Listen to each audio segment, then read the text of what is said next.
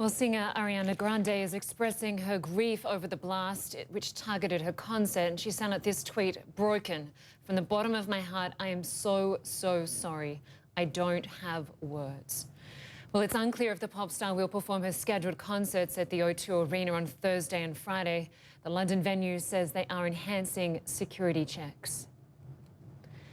Well, the attack targeted an arena packed with teenagers, throwing parents into a frantic search, and police say the victims include many children. Erin McLauglin has been at the hospital. She's been speaking to survivors and also learning about some of the victims. Erin, we're hearing that one of the youngest, just 8 years old, at the concert with her mum and sister. That's right, Linda. We're hearing the identities of two young victims killed in the attack, including 8-year-old Safi Rose Rasu from Leyland, Lancashire. Her school released a statement on her behalf, or behalf of her family, saying, quote, "Safi was simply a beautiful little girl in every aspect of the word. She was loved by everyone, and her warmth and kindness will be remembered fondly.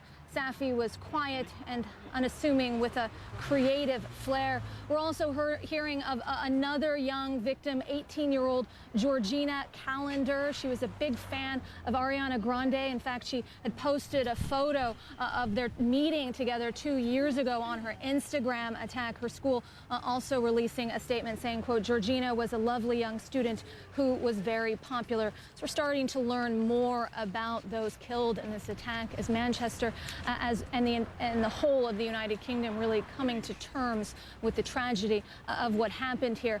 In terms of this hospital, just a short while ago, the health officials came out and gave a press conference in which they sort of outlined the emergency response to this explosion. A team of some 300 medical professionals responded to that arena, including teams of specialized officials. We also know that they had, in the month prior to the attack, prepared for a very similar scenario, planning for it, and that official said really helped them to respond. They knew where to send the types of injuries, which hospitals specialized in those types of injuries, which hospitals in Manchester could give the best treatment so that they could respond accordingly. Really life-saving preparations, Linda. And Erin, just talking about some of those injuries, 59 people, many children that were wounded. I understand some nuts and bolts and nails were found in the stadium. Have the hospital staff told you what sort of injuries they're treating?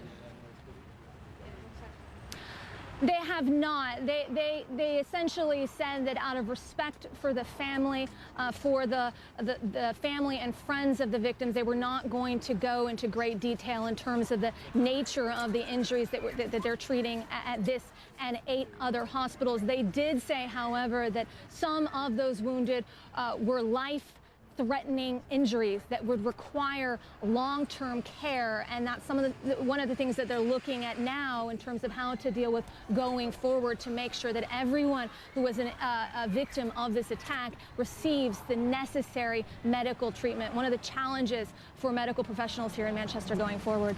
Yeah, hearts and thoughts with the parents and those children. Erin McLauglin, good to have you with us. Thank you.